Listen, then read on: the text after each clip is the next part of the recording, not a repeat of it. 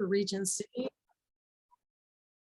I'm glad you all made it, took time out of your busy day to get here. We're going to go over the comprehensive local needs assessment, and we're going to get this rolling.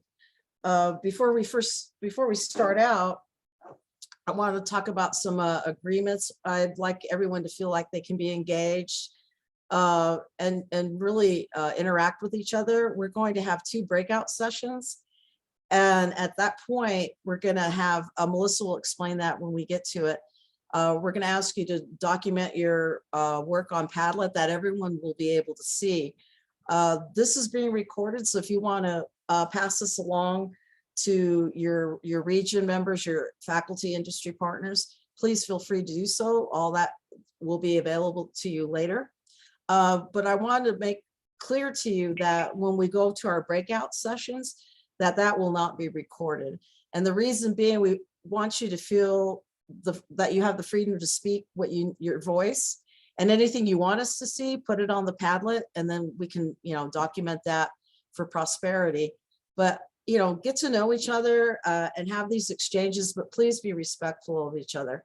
If you're feeling uncomfortable, it's probably because you're doing it right? There's some challenges, and certainly over this past couple of years through the pandemic, not that education was ever easy, but there's additional challenges that we need to think about. And believe me when I tell you that the state, and especially this team that's on the line with us, is very committed to supporting you, and we can empathize because we struggle as well. So speak your truth. If you have experiences that you want to share with your group in your breakout sessions, please say that to articulate the point you're trying to get across. And expect that this is not a one and done. This is started the conversation, it's guidance, it's support, it's resources, it's getting us in a room together to talk about what's important for your students in your community. So if you figure like, hey, we didn't get it solved, guess what? There's always opportunities, especially with Zoom. If you want us to come out, if you want me to come out and visit, or any of our coaches, if you want to Zoom, those are opportunities for us to reconnect and move this forward. So introductions, I want to, primarily speaking on the call, I'm Denise Ojeda. I'm the Region C coach. And some of my other responsibilities with Region C, if I haven't met you already, is I'm the spokesperson for skilled trades for the state. And as you know, I'm proud of that skilled trades is a priority in all 10 regions. So I'm proud to be a part of that and want to support you in that. We also have Breezy Gutierrez and Melissa De Laurentiis, and I want to take the opportunity to have them introduce themselves. So go hit it, Breezy. Good morning, everyone. It's great for you to join us today. I'm Breezy Gutierrez, recently hired with CCRB in July, and my area is Region I, which includes Clovis, Portales, that area of the state. I oversee business, marketing, government, and finance, and I'll be transitioning to oversee health sciences as well as HOSA, and right now I'm involved with BPA and DECA too as well. In addition, I am hired to work with Careers to Communities, Pathways to Careers math curriculum for CCRB. Nice to meet you all today. And Melissa. Good morning, everyone. Welcome to your CLNA. Melissa De Laurentiis. I am also a new hire with CCRB and very happy to be joining the team. My primary responsibility within my job is to support all advanced placement courses throughout the state. And in addition, we'll also be supporting Breezy on Region I and coaching them in addition to many other of our CTSOs. So I appreciate you guys taking the time to be here and looking forward to collaborating with you on this process. And you might recognize as we have other members of our team that kind of volunteered to be here to be part and be supportive, so that you'll see other CCRB or PED people perhaps in your breakouts room. We're not here to spy, we're helping support, facilitate, take notes or whatever. And I don't know who's all here, but I do know that Barbara Mijo's here. And coming this summer, coming soon in a theater next to you, Barbara Mijo is going to be taking over Region C coming this summer. So we'll be working together through this process, but she'll be your primary coach through coming this summer. So Barbara, can you get on the line?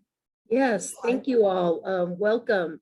And thank you for the introduction, Denise. And we're going to get Denise out in the field more doing what she does best, which is supporting the skilled trades and really taking the deep dive in all your programs into making those programs stronger, more rigorous. So I'm looking forward to working with her. It's not like she's going away forever. You will see her, and she'll be part of the regional process. And I'm looking forward to meeting you all.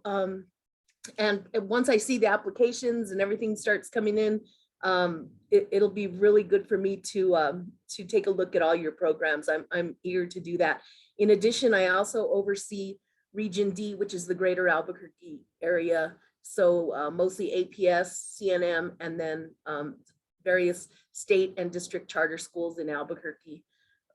So you all are fairly close to that epicenter of the state, and I'm really looking forward to seeing your programs. So thank you all for being here.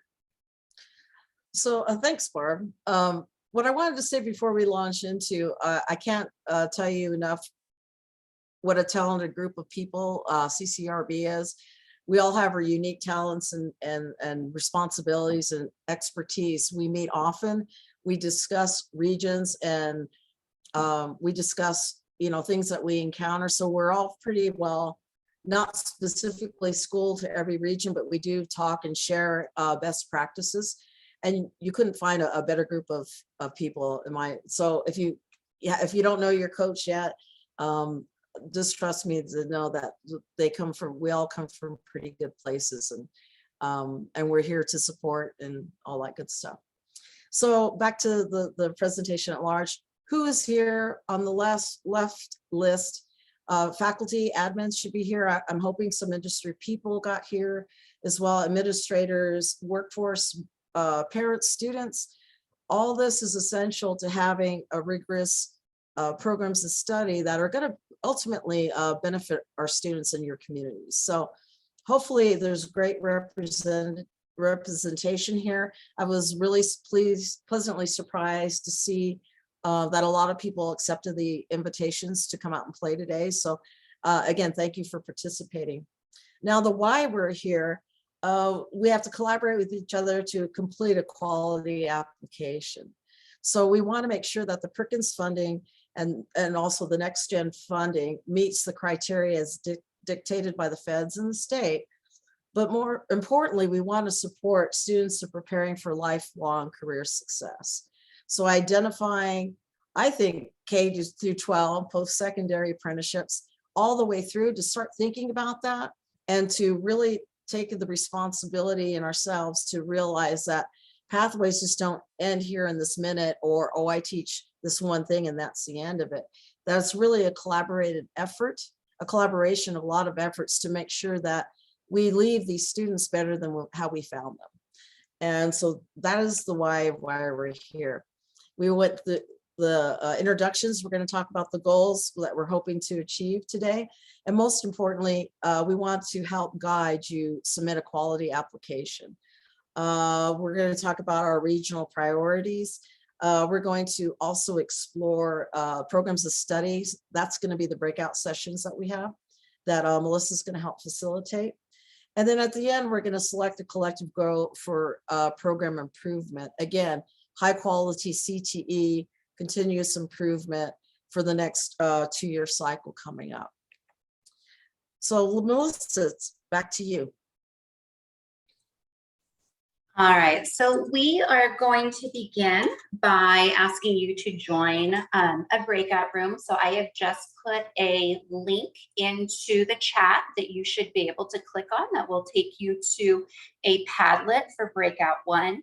If you have not yet renamed yourself, that includes your name and your institution, and kind of who you're representing, that would be helpful for this process. You'll just click on your window. You'll have 3 little boxes or 3 little dots in your window that you can select to rename yourself. Once you click on the Padlet link, it will take you to a Padlet that is called Breakout Session Number 1. And here's what we're going to do. We're going to send you into random breakout groups with the collection of people we have in attendance of the CLNA right now. When you get into your breakout group, we're going to ask that you briefly introduce yourself and just make sure everybody knows who everybody is and where they work, what they do, and then take a moment to respond to the question that you will see in that breakout session. And the question is, what would you like to learn or contribute to this meeting?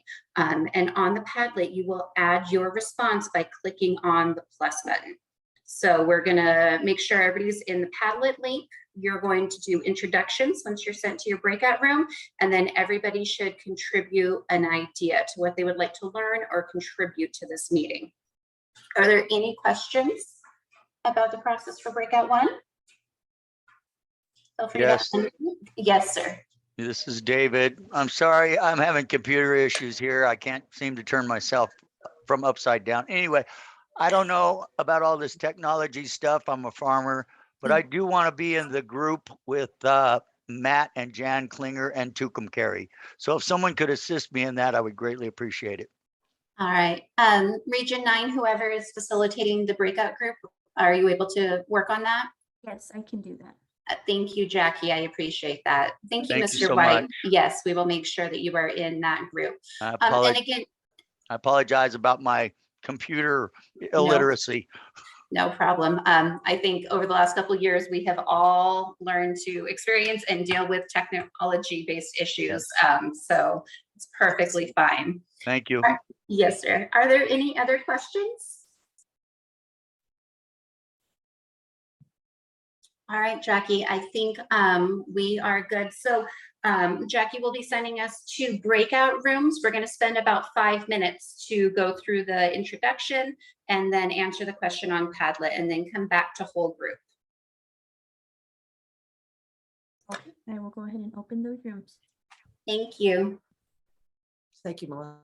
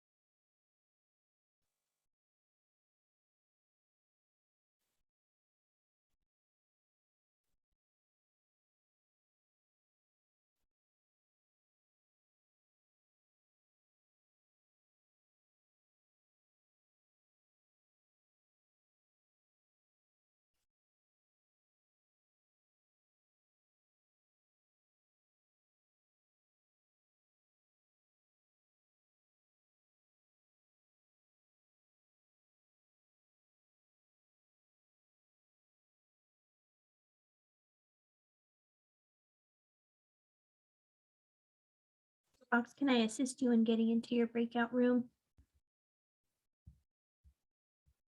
Have anything to add? I will say, based off the group that I just spoke to and what I'm seeing in the Padlet, and thank you for those of you that were willing to put your responses in there. And if you want to still add, that is amazing. What strikes me is that I feel like this is a meeting that has a strong group of people who are really wanting to learn, right? So if you look through, there's a lot of, I would like to learn more. I would like to learn how. I would like to learn next steps and what the process is. And so I really think that's what stands out to me, is that it seems like we are a group right now who is ready to take whatever is in place in whatever location you're at or whatever programs you're currently working with or implementing, and figure out how do we really move them forward, right? And what I appreciate most is there is a really strong focus in conversation and in the Padlet on students, right? That's why we're all here. How do we constantly make what we do better for for the students so that we have a higher impact, so that we're preparing them for college and career. And so I'm very excited about this meeting and what's going to come out of it. So I think that we're prepared, Denise, and everything that I see in the Padlet will be touched on in some way, either through Denise's presentation that she's going to go over some more basics about the CLNA process and Perkins 5, and then additionally when we are in our breakout sessions and doing a little bit of collaborative planning. Thanks, Melissa. So moving on, we're going to talk about the goals. So the goal of this is to determine what the regional funding priorities are. Last time it was ag, natural resources, and skilled trades. And guess what? It's the same this time. So, so for those of you who are concerned about that, that's where we're at. And more importantly, we want you to be able to build a strong and high quality application and determine what programs to implement within the consortium or within individual schools. So what is that going to look like? How are we going to support it? Are we going to fund something different that keeps in alignment with these priorities? And again, that's up to you. If you're a consortium, then what are you all going to agree upon based on what you find out today and the work that you want to accomplish? If you're your own LEA, then you just have to be in agreement with your community and your schools, your school, to see what the next priority is going to be. So back to the CLNA. In recent months, and as recent as probably a couple of weeks ago, I've sent you regional PowerPoints for pre-CLNA work. And then I also sent for individual schools documentation about your enrollment and what the state enrollments comparisons and whatnot. And then you got the pre-CLNA template that speaks to these 6 elements. 1, a priority alignment evaluation. Next, program size, scope, and quality, your student performance evaluation, access and equity evaluation, educator training, recruitment, and retention. I'm sure that sparks a lot of feelings for everyone here. And then program implementation and completion. So the Denise? idea, yes. Will you share your screen with us, please? Oh, darn, thank you. It's okay. I wanted to catch you before. Yeah, so not letting you go like I did to you yesterday, right? Like, hey, you could have said something sooner. Thank you. Appreciate that. Appreciate it. Anyway, so these are the 6 elements. I just wanted you to hear me say it, and now you can see it. Anyway, so the pre-work gave everyone the opportunity to reflect and rank what you felt was needed. And again, it's that introspective, that awareness that you can do in the privacy of your own computer. You know, there's no arm wrestling involved. It's like to really carefully reflect about what it is that you think you can do better. If you want to throw it all out and start fresh, if you want to continue with what you're doing, or maybe just take a different approach with the last year's funding. Maybe, hey, you've got something solid and where it needs to be. And now let's look at another aspect, perhaps, you know, training and retention for educators. Teachers are hard to come by, especially CTE instructors. So perhaps thinking about strategies to put in place that would help you with that solution. So please feel free to talk after this meeting to make an appointment with me if you have questions or would like technical assistance in working through this application. And again, if you resonate with some of the coaches that are online here and say, hey, I really like that Breezy, I really like that Melissa, hey, Barb seemed kind of nice, Rick is enthusiastic, you can also reach out and we can all get on a phone chat together and help. So again, back to the importance, the purpose of the CLNA is to integrate education and workforce systems and to improve the high quality career and technical education and help students prepare for lifelong career success. I'm really amazed some of the people I've talked to this past year when they're talking about, I think a conversation Breezy and I had with Entity, and you know who you are, last week, talking about, hey, I want to do this K through 12. We have to start them sooner, younger, get these concepts and ideas in place, not just have this be a big surprise and, oh, you're in high school, you need to think about where you're going to go. So taking careful consideration about how to get these pathways going and that we're all integrating and working together to get the ultimate goal, which is to make sure that they're successful when they start out their lives. So part of this process is student performance. Again, equity and access, your region, because of the rural nature of your region, we have to be concerned about the gaps. Maybe you don't have the teacher pool that you need to because your region is so spread apart, getting quality instructors. What does your labor market say? I mean, even within your region, it might be a little bit different from county to county. So part of the things that were sent out was the LMI for Region C, and it was broken down by county. So maybe Raton is going to be different than Tucumcari, and it will tell you what the projections are for employment in the next few years. Again, recruitment, retention, training of educators. Oh my God, has this been a hard couple of years anyway? And it's always hard. Teaching isn't easy. We know we get teacher burnout, but now in light of the pandemic, people are really shifting around about their own priorities. So how can we entice or make it supportive where teachers want to continue doing what they do best? And so again, those are your strategies to come up with, and we can hopefully support. Talking about the programs of study, what are they? What do we need to improve? Are they in alignment with each other? Does it match labor market? These are your discussions to have. And then the summary, of course, of now moving forward, what are we going to do? Perkins 5 versus Perkins 4, they've changed a little bit. One being, if you want to be a CT and concentrator, you have to have completed 2 courses in a single program of study, which was different. Programs of study must culminate in an industry certification or post-secondary or higher education. So again, taking them through post-secondary to a career, secondary, post-secondary to a career, apprenticeship, internship, a degree, a 4-year degree, getting them on that pathway so they're prepared at every step of the way for success.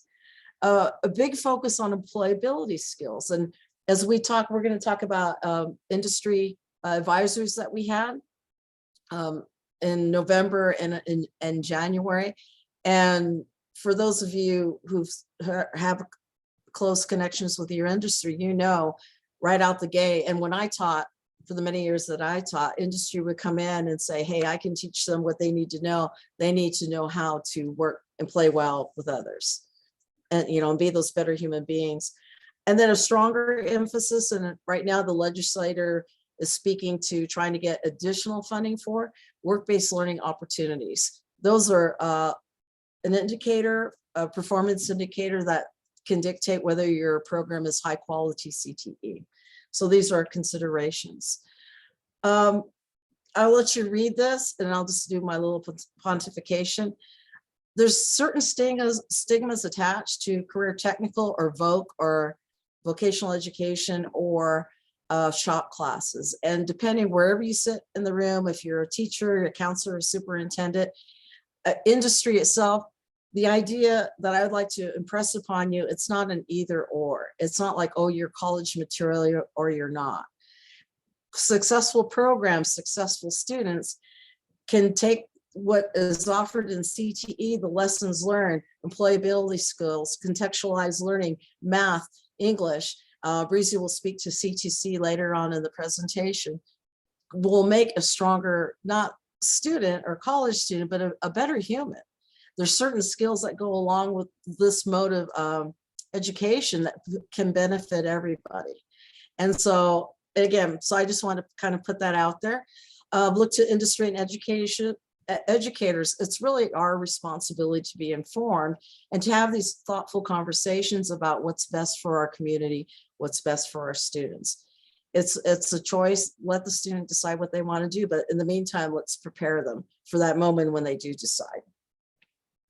The way to get started is to quit talking and do the doing. So let's get going here and move on. Like I mentioned earlier, we had statewide industry meetings starting with skilled trades in November. Industry was invited, and the idea was, and it wasn't to exclude educators, it was to provide industry the opportunity to really speak what was on their mind and not feel like they're, that we didn't want them to have to worry about how they would play in the room, that they could be in with their own peer group. Our team was there to listen and facilitate. We asked a few questions, 2 questions actually, and they reported back. And so rather than to have to worry about, gee, could they make it to the individual CLNA? And we, again, in our invitations put out to the people that we sent them, if you wanted to invite your industry partners, please do, leaving it up to you.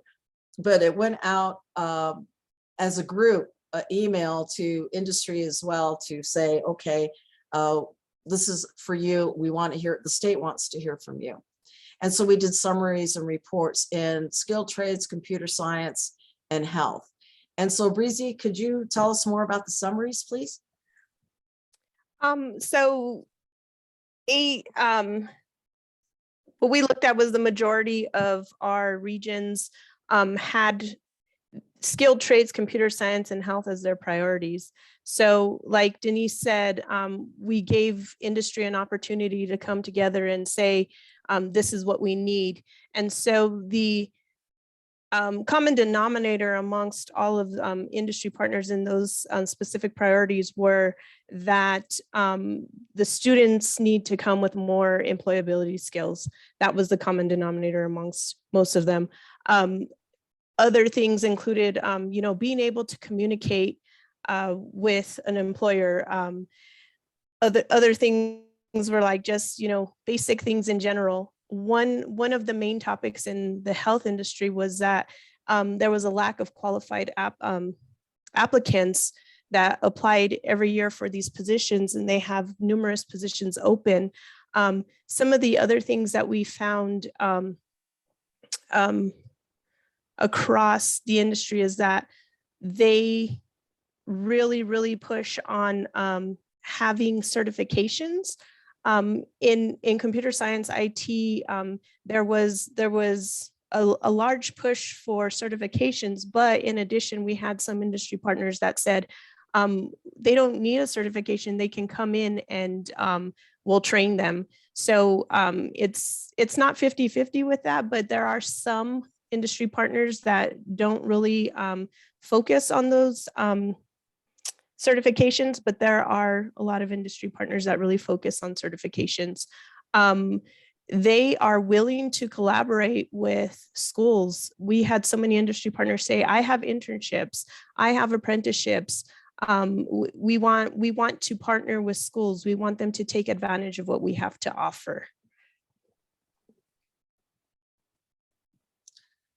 And were there specific things for health? Could you tell us a little bit about the health industry? So there were the need for exposure to many careers within healthcare, from RNs to even actually certified people in food accommodation too as well. So we forget about things like that. We forget about, we think it's just doctors, nurses, but we forget about, medical assistants. There's a huge push for medical assistants. We also forget about other health industry areas such as physical therapy, sports medicine, chiropractic services. There are an array of respiratory therapists that are needed too as well. And so there is really a push. We have these health industry partners that are saying, we're willing to work with schools to determine what programs of study they can implement and whatever we can do to help in order to push more students toward the career pathway of something in the health science area. And I'm gonna hate to do this to you, Jamie, but hi, Jamie. Jamie did the CS and IT, and if you just want to introduce yourself, or if you would like to add to the conversation about what happened to your advisory, if you would do so, I appreciate it. Sure. My name is Jamie Cherry, and this is the area that I sort of help facilitate programs for districts. But it pretty much what Breezy said. There's really nothing new.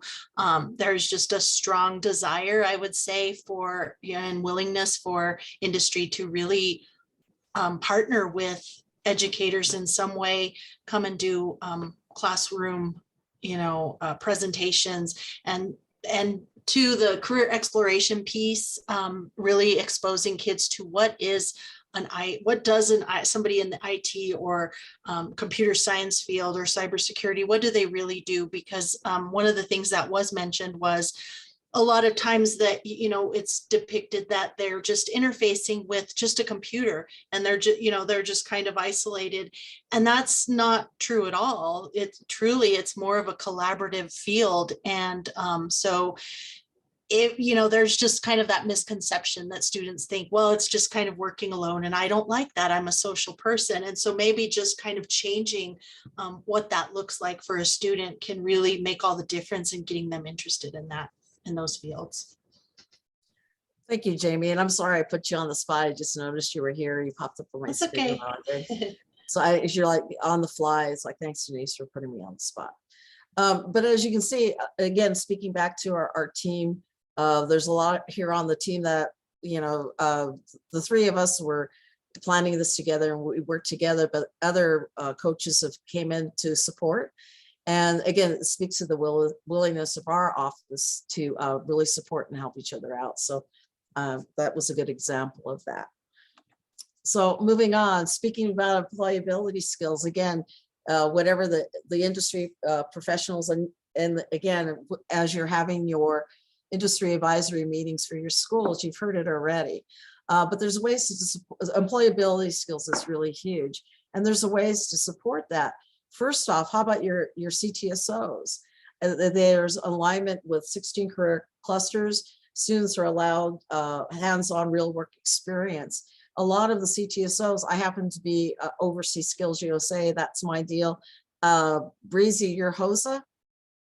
And there's others on the call that have are also in charge. I think, Rick, you oversee all of them, right? Or CTLP? Anyway, the idea is in their charters and chapters, they do have things about employability skills, workforce, what to do, how to be these better human beings. So they get guidance on how to do that. And Rick, here's a CTLP. Is that you? Sorry about that. I have too many things muted. Yes, I'm over CTLP. Yes. Okay. Anyway, so your organizations, I guess, and funding can be used to support your student organizations. Successful students that are in CTSOs are more likely to graduate from high school and more likely to move on to post-secondary career choices or education. So highly successful by the numbers. You have your advisory committees, address implementing student participation in the chapters. You have, are they doing the right things? What I heard when I was working at my previous job was they came in and they were adamant about, you all are doing a fine job, getting the relevant education out, but can you teach them how to work well with others, critically think, be independent, and all the list of soft skills that are associated with playing nice in the sandbox on a professional level. They're desperate for that. And, you have these opportunities available to pursue. And then as an instructor, speaking from personal experience, you can format your classes to address these situations and really help them as they move along. Career fairs, CNM, just some examples, CNM, Doña Ana Farmington have career fairs, industry events, build your future. All over the state, there's institutions and organizations in place that really do put effort into student organizations and are willing to participate. So look into those. Work-based learning, again, a really great high performance indicator for a quality CTE program. You can look to the Department of Workforce Solutions, check out your LMI information, see about what can be stood up that would address this, giving them that relevant experience. Internships, opportunities for students. This is actually under workforce, work-based learning. Last year, summer, there was funding for the summer enrichment program, which happened this summer, and it was 10 weeks, students got a salary rate. Prior to doing that, they also got employability coaching. There was funding for having coordinators that oversaw the students and their success. It went out primarily to tribal, municipal, county, tribal organizations. They oversaw, but they worked closely with the coordinators to make sure that students were taken care of, and you know, they had those interactions. It's on our website, and we'll have more resources at the end of this presentation. But Mark Dusky is in charge of that at markdusky@state.nm.us. For this summer, actually, the rate is going to be $12 an hour for 10 weeks. So the weeks increased, the wages increased, and applications are open now, or they will be opening soon. So if you go to our website, you can look around and see what happened last summer. But again, to the tune of $6 million is open to be spent on this particular project. And I highly recommend it. Back to CTSOs in Region C, this is how the numbers worked out.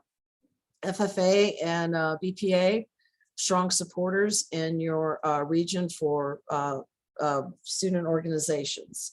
Looking on to state membership by the year, starting from 11 to 21. Notice how we're pretty steady in spite of the pandemic. And I've talked to people from Skills. I think Breezy, you said something as well, that student enrollment is actually kind of skyrocketing through the roof. Yes, that people are starting to. Yeah, we've had an increase in enrollment in CTSOs this year. So last year, even though through the pandemic, there was a little bit of a membership explosion across all of the CTSOs. And this year we're seeing a higher rate of memberships being submitted for each of the CTSOs. Thanks, Breezy. So back to you guys. It's like, when is it going to be about us? Here you go. Priorities for Region C. The programs of study that you guys were focusing on were agriculture, architecture, and construction, and manufacturing. So welding lives in manufacturing, and most of the programs of study throughout the region was for welding. And in ag, it was ag mechanics welding. And other places there was architecture and construction. I know some of you are trying to stand up carpentry programs, MC3, getting building trades more represented. And so I know that was where some of your funding went to. And for ag mechanics, or actually ag power structure and technical systems, there was a welding component there where a lot of your students went to that part.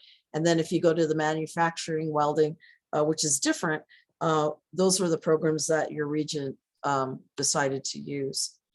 Going to the career cluster guide, this is how it looks. So for ag, again, power structures and systems, you have your introduction to science, your metal fab, et cetera, et cetera. If you get two courses together, now you have a concentrator. If you go all the way to the last column, now you have a completer status. Again, high quality CTE, getting that alignment, making sure that you're on the horizontal plane of what you need to do so your schools get credit for that. And then doing it for funded programs of study. Because as we collect the data, as the data gets collected and we report back, we just look at the data. Now you might be teaching these things, but maybe the alignment might be wrong. And I would really encourage you to look into this, check with me or Barb or anyone else here on the call to say, hey, how can we better align our programs so that we can get the success or get credit for the success that we deserve. Looking at mixed trades, again, there's a project lead away. A few of you are doing that. I want to point out something here. I can't seem to find it now. Maybe I don't have it. We have a new program under the electrical and mixed trades where it's called Career Readiness. There's been an interest in apprenticeships that they want to do pre-apprenticeship programs. That's a placement holder for their program. If they want to insert, or they're saying, hey, we'd like to put it in that pathway so that people have the opportunity to really think about, maybe I want to do apprenticeship once I get out of school. And so those are those opportunities. And then lastly, manufacturing. A lot of, as we look at some of your enrollment or some of the enrollment that I've sent out to you already, you'll see that there's a lot of the 2,400 courses together, that there's some concentrators going on there in welding that shows the success of what you're doing. So in Melissa will be putting into the chat later, and it'll be or now, I don't know, I forget, about the approved programs to study for 21-22. It's an Excel sheet you can go through. I just, oh, sorry, I messed that up. I just pulled architecture and construction. Again, the categories, the name of it, it tells you the sequence of events. Again, am I in the correct sequence? Am I reporting it so it gets reported and the students in my school get the credit for getting a concentrator or completer status? So this is on our website as well, and we'll be providing you the link to these programs as well. Moving on, also in the STARS manual, if you want to click down to see it, and again, I will only filter it for a few things. You can get the course description so you can see, you know, where does it live, what does it cover, what grades does it cover, and a description. So maybe you have an alignment that isn't showing that sequence for concentrator or completer status, meaning I've taken at least 2 or 3 courses in sequence. And maybe it's like you can look and say, well, maybe if I label it under this, it's the same course, but I just have to record it with the correct course number, and then get that credit for what you do. And then there's the link for that as well. Any questions so far? I know I'm talking fast. So Region C pulled up and did a pivot table on what your enrollment is. And again, I didn't want to do it specifically. On the presentations that I sent out for the individual schools or the RECs, I sent something similar out so you know where you stand and where your enrollment is for the past 3 years. So, but as a region, 1920, 52 students, 2021, 40 students, and 21-22, 44 students. So pretty consistent. It kind of dropped off a little bit, pandemic, I get it. But look to the courses. Do I have alignment here? Again, the ag mechanics and welding seem to be mostly of the enrollment, but we do have opportunities for residential construction,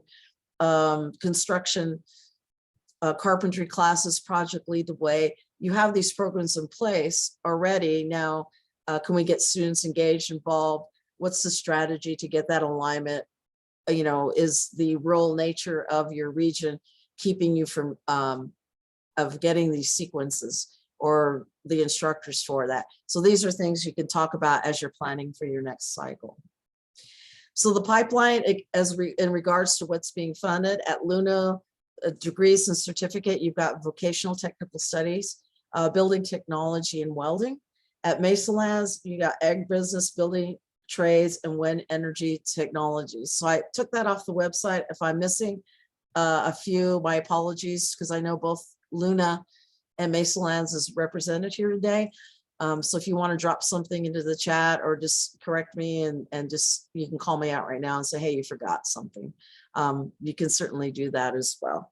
But again, speaking to those pathways, K through 12, secondary, post-secondary, apprenticeship, internship, work-based learning, these are all tools and availability that we need to know a little bit about each other and how to hand them off to the next level of their career choices. So back, I'm sorry. Denise, this is Greg.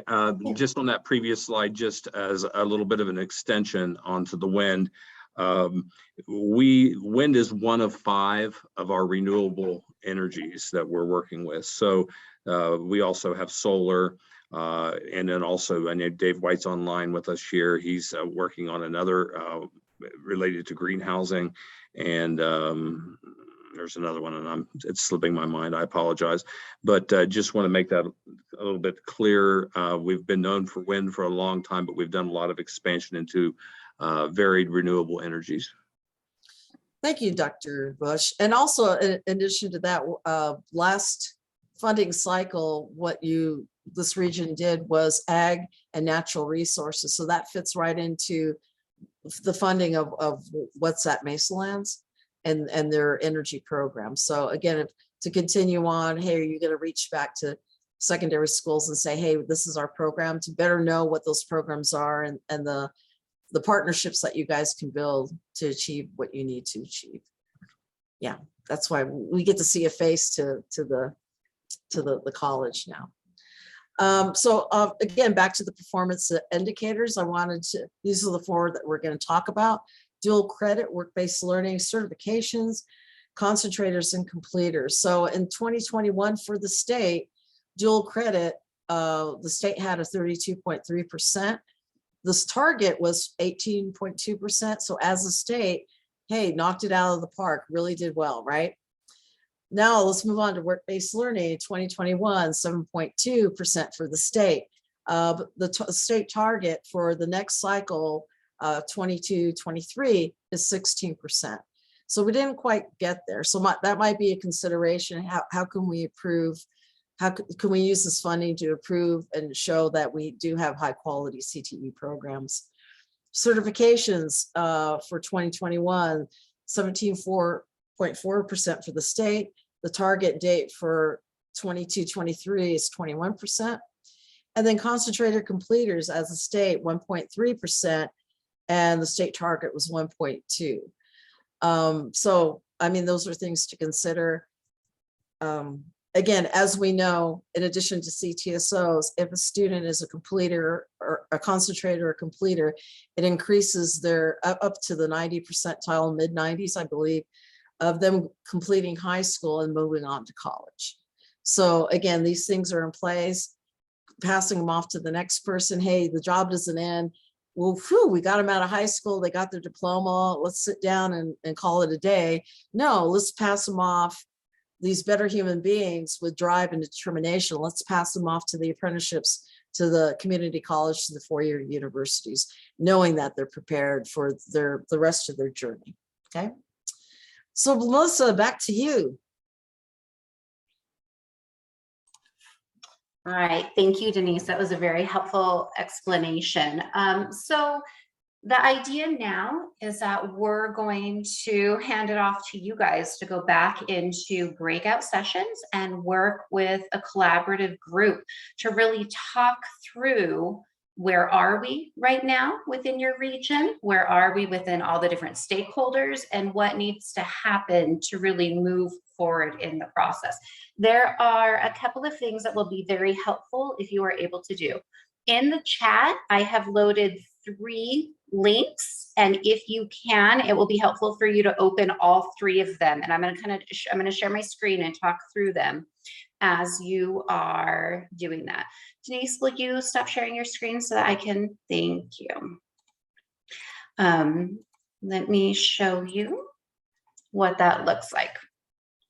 So the first link is going to be for the Padlet that your group will be collaborating on. And you will see it looks exactly like you see on my screen. There are multiple questions that we are going to ask your group to focus a conversation on and to add input. Again, the breakout sessions are not going to be recorded. It is open conversation for you all. However, we would like you to try to capture your conversations when they are related to any of the questions. So first question, what jobs in your priority sector are most relevant to the community today and tomorrow? Then which CTPOS of programs of study would best provide pathways for students to fill those jobs? And then also, do the CTE programs of study align with post-secondary CTE programs of study where appropriate? And that is where Denise was just talking through the courses we're offering in high school. Do they connect to pathways within your community colleges and four-year university options?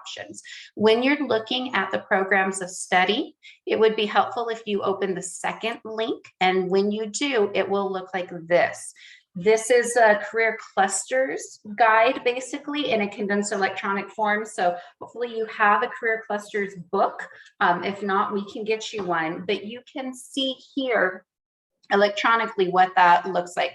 So for example, the first one, if you pull that up, you're going to see this is program of study for agribusiness systems, and it will show whether it is an allowable or a recommended program of study, what middle school options would look like in alignment to that program of study.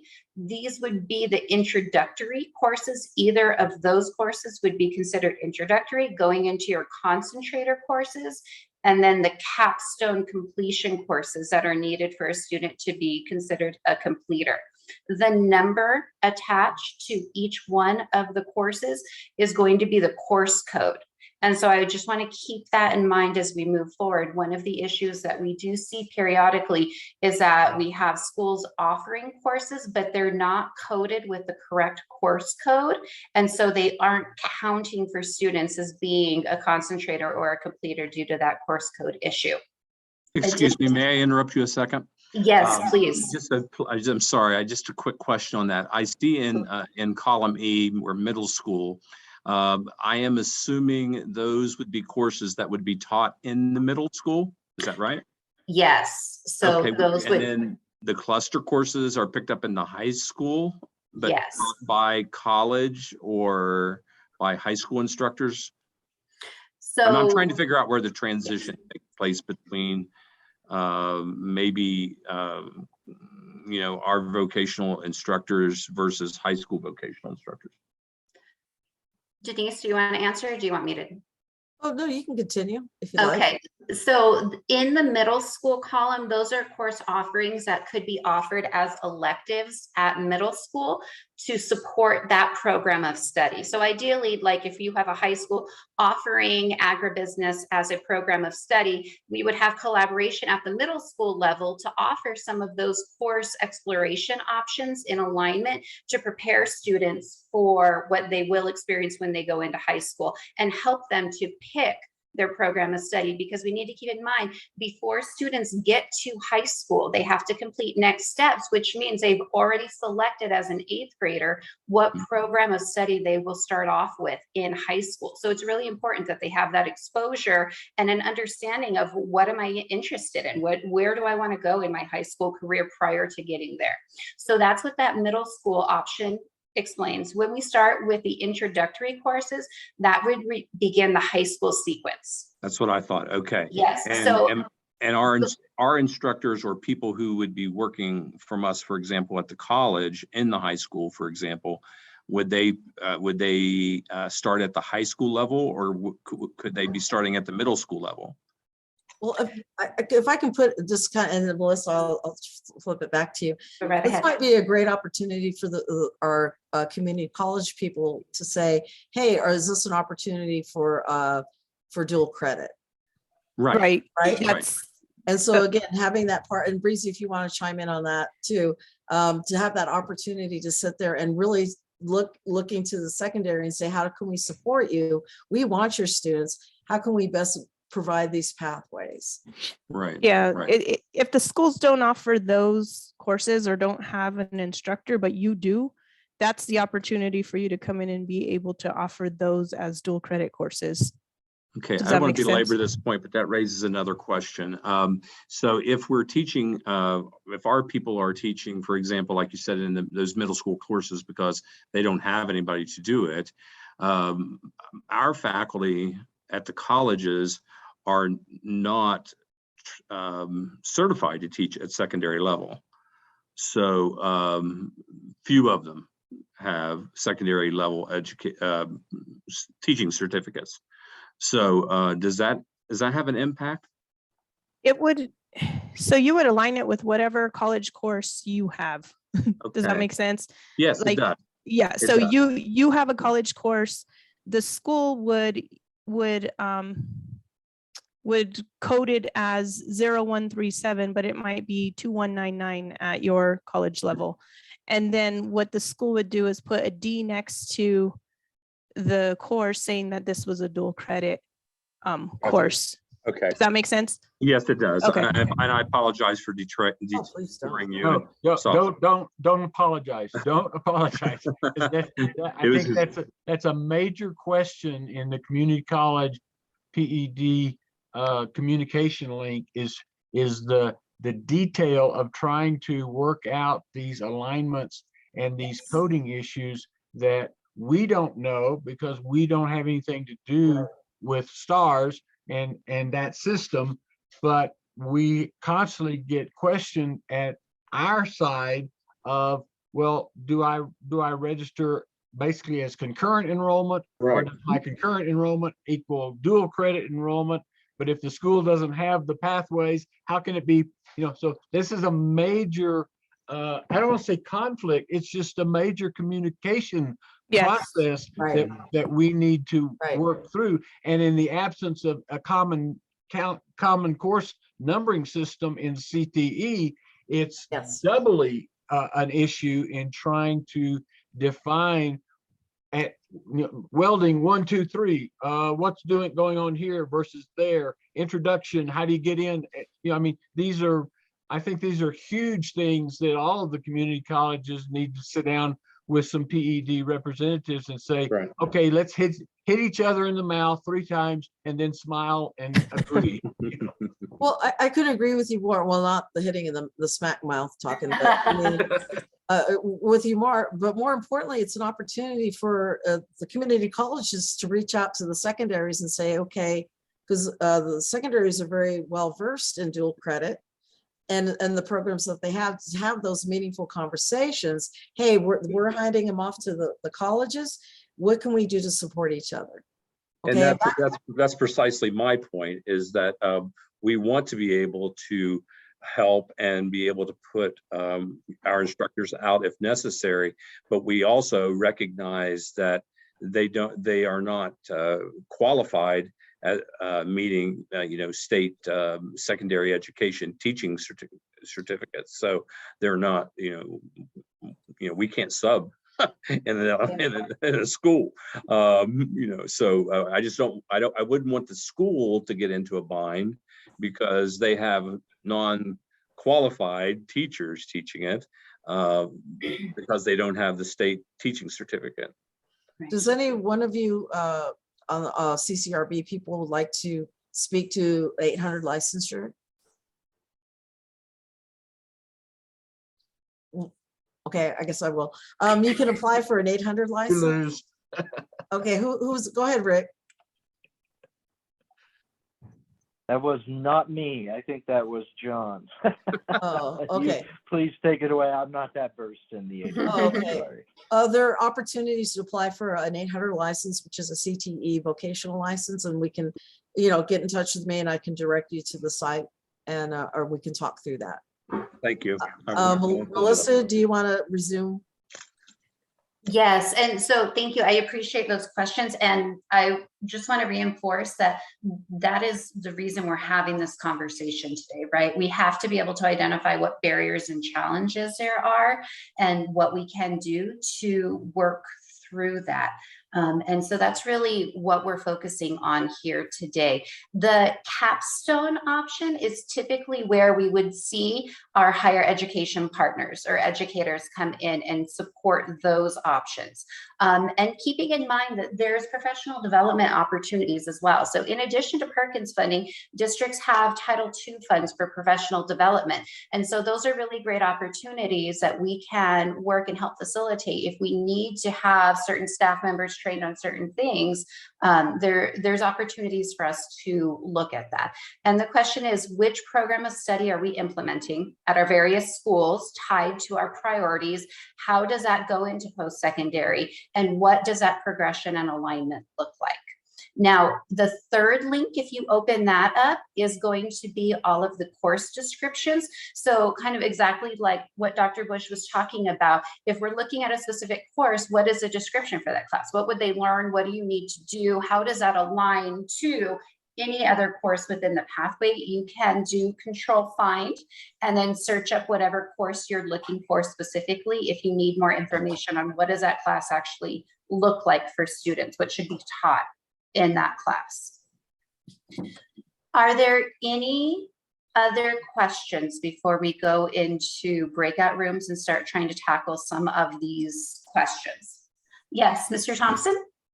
One of the pro and con processes that we're going through, because of a contract that we're working with Los Alamos with, we're moving to accelerated courses, 8-week courses with AWS certifications, 2 and 3 certifications per 8 week, to get people completers to the job market, not necessarily completers to a license. So I think we're going to distance some conversations while someone like Matt out in Tucumcari in welding is very positive.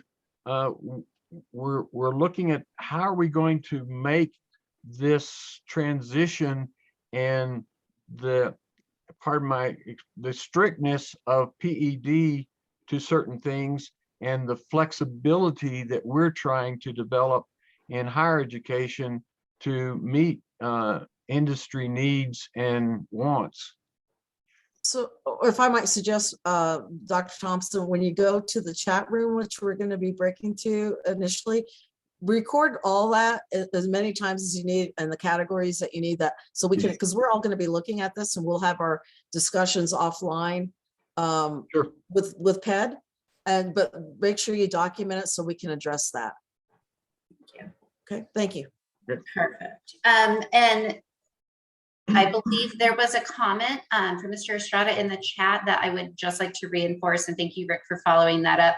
PED has currently waived all application fees for licensure.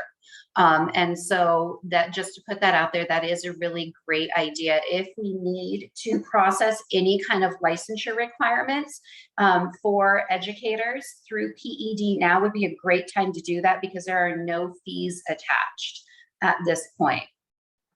So, are there any final questions before going into breakout? All right, Jackie, I think we are ready to go. I think we're going to plan, Denise, about 25 minutes or so in breakout. You're muted. Please don't be shy. Just write out your own stuff. Again, it's anonymous. We're not recording what you're saying to one another. We're all going to be moving around, but please document whatever you want to say, throw it on the Padlet so we'll have that to talk about later. Thank you. Perfect. All right. So we will see you after about 25 minutes in breakout session. Please select a speaker when you get into your breakout session to share your ideas from your group with the whole group when we come back.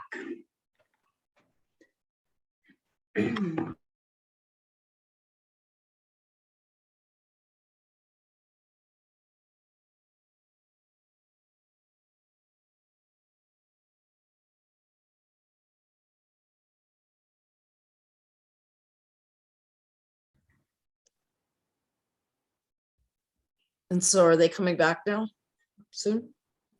Yes, they Okay. are about 10 seconds. Everybody will be forced back in if they haven't made their way already. So Melissa, if you just want to, when they come back, I'll leave the slide up, and if you want to take it. Yep. Is that okay? Yep. Perfect. Okay, everybody's back. Is this okay? I mean, I know we. Yeah, no, we are Seem good. pretty, you seem pretty comfortable to be Yeah. with this, so. It's like, hey, take the wheel. All right. All right. Is that everybody back, Jackie? Yeah. It kind of looks like it there. We started with 36, so we might have lost some. Yep, I think we are good. All right. So welcome back from your breakout room. I hope that you had really productive conversations. I know I was popping in and out of many of your rooms, and I was really appreciating the strong, really focused conversations aligned to the questions on the Padlet. So what I'm thinking, instead of kind of reporting out by breakout room, I'm thinking maybe we can just have a little bit of conversation on each of the questions posted in Padlet. So we're going to start with question number 1 that said, what jobs in your priority sector are most relevant to the community? And if you look through the responses, there's quite a wide range of ideas. I'm going to ask if I can get a speaker to focus on the idea of construction, because I heard a lot of conversation about really needing to think through construction as a baseline. Is anybody willing to share some ideas on the construction?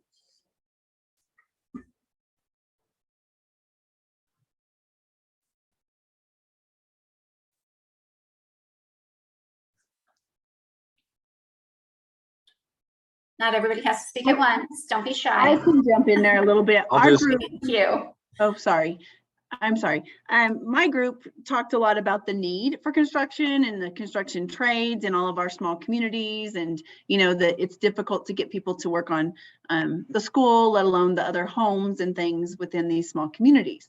However, the downside of that was that there's not a lot of people available or trained people available to teach the classes that would align with that, and figuring out ways that we could to co-op across the region to get that done, because we just are not going to have the instructors in each little area.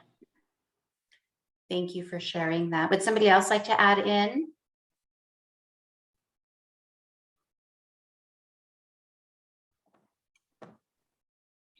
Not Well, this sure. is David, and coming out of a life of construction worker into agriculture, there will always be a strong need for people in the trade skills, and what we've got to have those people. It's just a basic necessity. It's right in there with food. Agreed. Thank you for sharing. So I think. Can I based mention? on- Oh, David? please go right ahead. I mean, right now, we've got a severe shortage of construction workers because of the infrastructure bill coming through. We're going to have a huge need to build things. So it's coming. This is Chris. In listening to the apprentice organizations, and they think there will be almost within the next 5 years need for over 11,000 apprentices going to journeyman. And they will all be eating. They will, but the thing is, I think a good idea, those are relevant, but us looking at, how do we get these on and then be able to, these people on, and then be able to share them, and then link it and transition into dual credit at community college or apprentice training organizations, so that there's a clear pathway for our students. Because I think we heard clearly finding the instructors, but then, is it suitcase programs, even the surveying side of the house, how do we find the people, and then how do we share them, and how could maybe we do this regionally, or suitcase programs that go to each school, or, there's a lot of different varieties. We just need to plan it.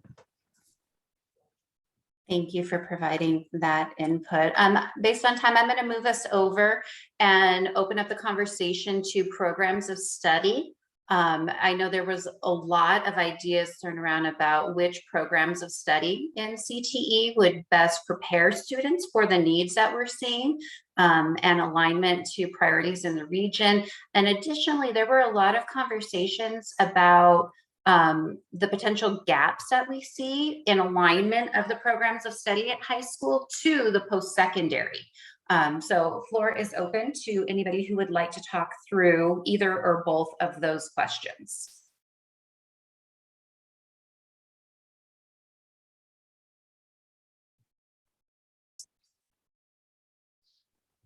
I'll make a quick statement, hopefully quick. Great information provided by Matt Klinger in Tucumcari Welding, saying that the FFA, if I understood correctly, the agricultural programs can now accept non-agricultural welding as part of the pathway. And so if that's true, then we need to get with Denise and figure out a way of how to spread the word and let the school districts know that we need to sit down and figure out how we can address their need and want for welding programs without having a welding, facilities or instructor, etc. But I think we touched on something that could greatly expand that job skill set of studies, program of studies in Region C. Thank you, Dr. Thompson, for that. Would anybody else like to add to that conversation?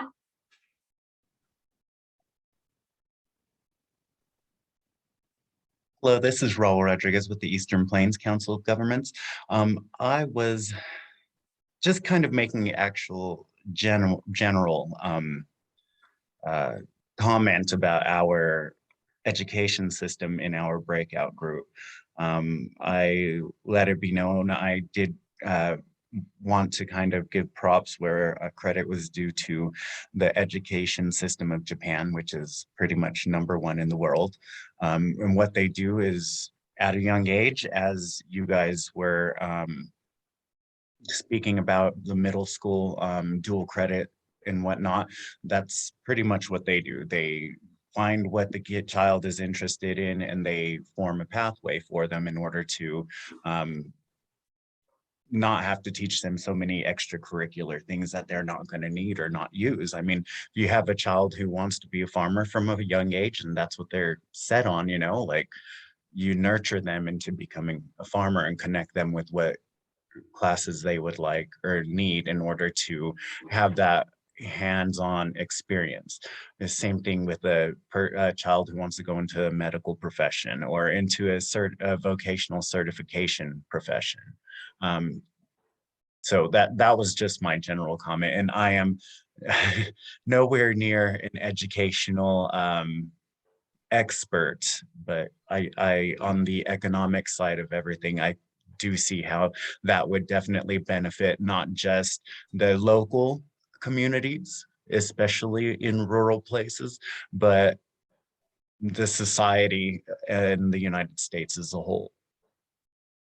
Thank you for adding that. So due to time, I'm going to go to the last one and ask for some input or sharing of ideas with the whole group regarding the work-based learning and internship and apprentice. I will say that every group I went into for Zoom, there was a conversation about, we need more apprenticeship opportunities. We need students working out in the field. We need them to have job experience and, help them develop those employability skills.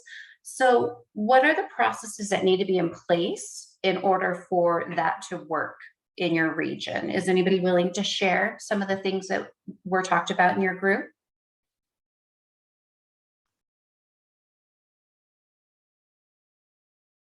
Well, this is David, and from what I can see from my perspective is we need a clear pathway from our grade schools to our high schools, to our college, to the field or to the job.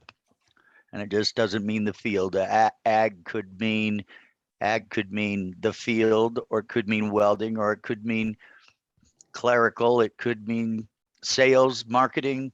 There's a whole lot of things that are connected to ag. Everything is connected to ag in some way. So a clear pathway through those institutions to a job is what I believe we need to establish and create, and then, as the man that just spoke from Eastern Plains, nurture them in the field that they, or their scope of interest, nurture the student, and this will create healthier communities, better communities that stay together and grow. And that's my opinion. It's a very valid one, and I think very applicable to what all of the groups were speaking to. So thank you guys for working with your breakout group, being willing to share your ideas on the Padlet and with the whole group. I'm going to hand it back over to Denise to do some final information for us. Thank you so much, Melissa. So we have a few minutes left and a few more things to cover before we all go off to lunch, a well-deserved lunch. Grant management system coming up next. Hey, you've done your APR, hopefully working on your APR. If you have any trouble with getting access or questions concerning processes, please contact with me and we can run through that. But this is the initial application, what it looks like for starters anyway. And moving on. One thing I wanted to bring up to you as a region, for one of the high quality indicators for CTE is industry credentials. So if it's an OSHA class, a phlebotomy certificate, CNA, whatever that stuff is, it's reported into STARS and it indicates that you may have a high quality CTE program. In 1920, we had 6 for the entire region credentials, and they were at Raton. Shout out to Raton. CNA and phlebotomy license. And I don't remember what school this is from. I'm sorry, my apologies. I think it's Raton again. First aid CPR, 39 students. So again, if you have a credential that you think that you would like to apply for, contact me. We have a process and we'll get started so we can get it put on our state list. Work-based learning is a performance indicator. In 1920, Region C had 8 students with the work-based learning experience. Statewide, work-based learning could use some work or some attention. So that's something that we're seeing. 5% of CTE concentrates, the goal is at 11%. And 2021, Region C had 10 students with a work-based learning experience. So moving forward, indicate the dual credit work-based learning certificates and credentials, concentrators and completers. The indicator target is in the first column. The actual target for the state is in the second column. So as we go back, and again, you'll have these recordings and transcripts later, pull this up as you're deciding and say, you know what, in the next year, I'd like to increase dual credit, even though statewide and in your region, dual credit is really meets the target. Maybe work-based learning, we want to improve it by 4% so that we can get up to that 16% on the second year. Certs or credentials, hey, I want to apply for a certificate in this to get that industry credential. I mean, if you're doing it already, but you just don't have a state recognized credential, please contact me. Let's get you on that list and let's get those numbers up. And then the actual, I don't know what the indicator target is, but the actual 7.2 for concentrators and completers. And I think earlier we're right on target with that. So again, think about what do you want to do this year? What do you want to do next year to increase those performance things? As a reminder, February APRs due.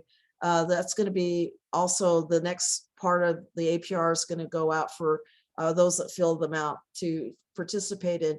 March, CLNA is going to be complete. Applications are going to open. I don't have a start date on that. They're still working out the details for the application process coming to a theater in March. April, the Perkins applications will be due. June, don't forget about the spend down, needs to be completed by June 30th, because July, your next cycle, what we're here today to do, starts in July, and by all means, start spending your funds soon after that.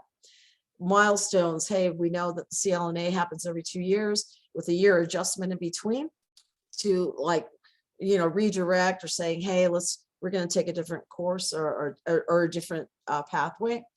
Again, the application must be completed every year in GMS with intended program to study. The pool budgets runs a little different, but you still have to report. Please, on the pool budget, come together with me or yourselves and really get the engagement of all your resources to make sure that you're all on the same page with a clear plan of what you want to do, programs to study, the codes that you want to use, and figure out what's going to best work for your region. and your REC. Let's see, APR again, annually in the spring. It has to be completed every year. Last year wasn't, because of COVID, it wasn't required, but we're right back on schedule.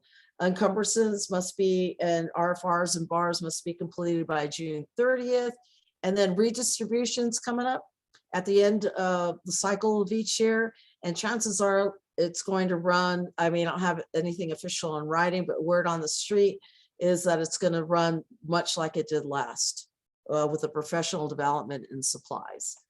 Save the date. Here's some free training for you in AGR training. So it gets you more up to date. I will be retaining, and most of our team is going to be attending this as well, to tell you about all the things in regards to Perkins application funding.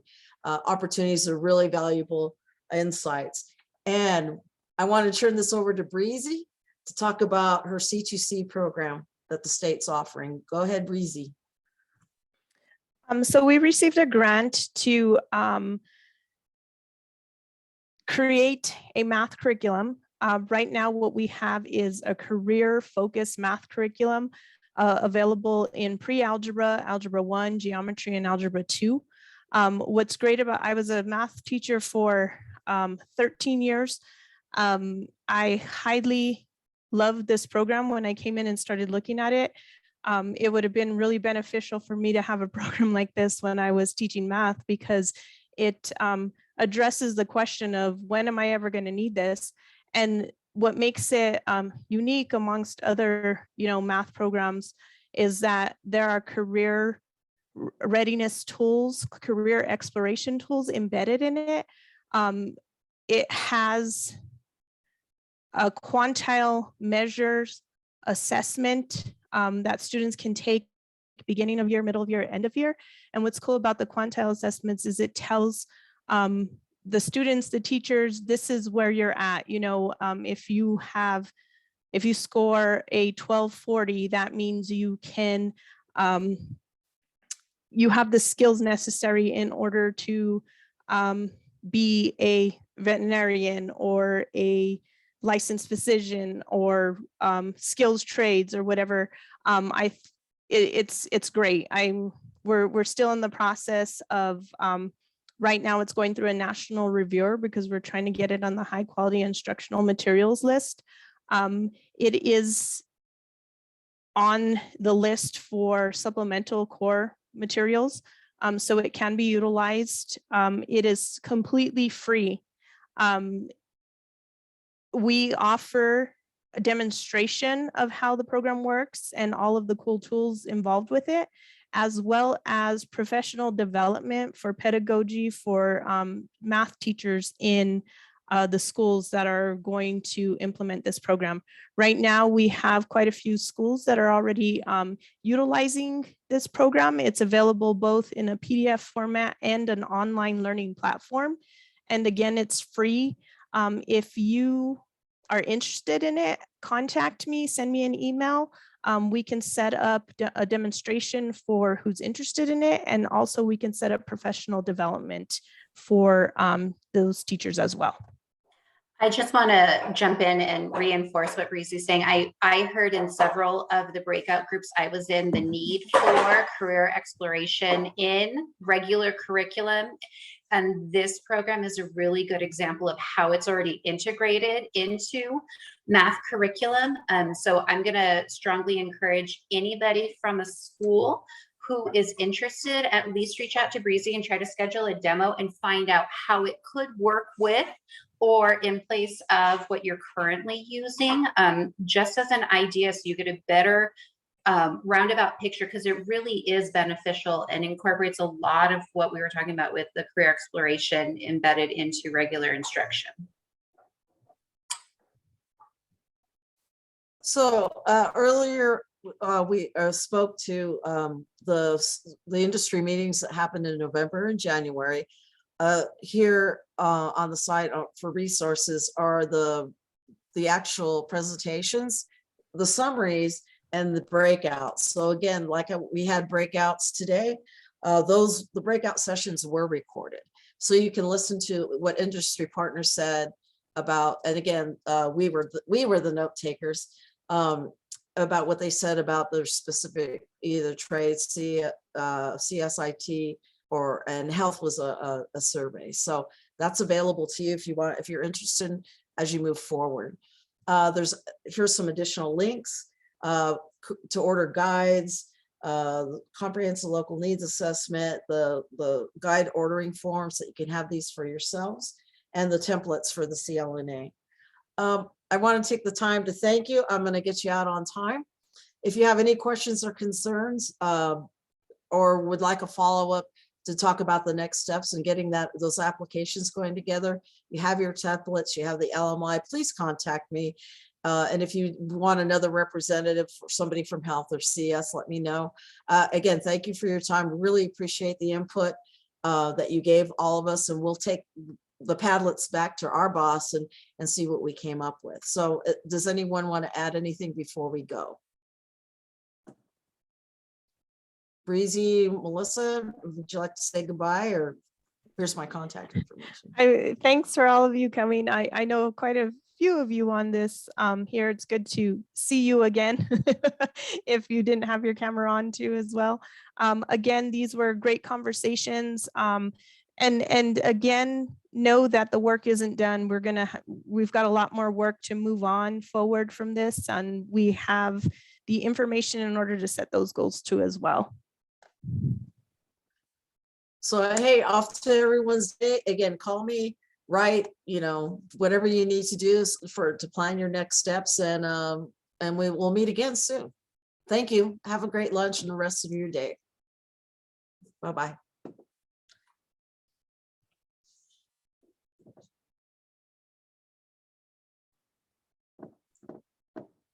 Hey, Louisa, you made it.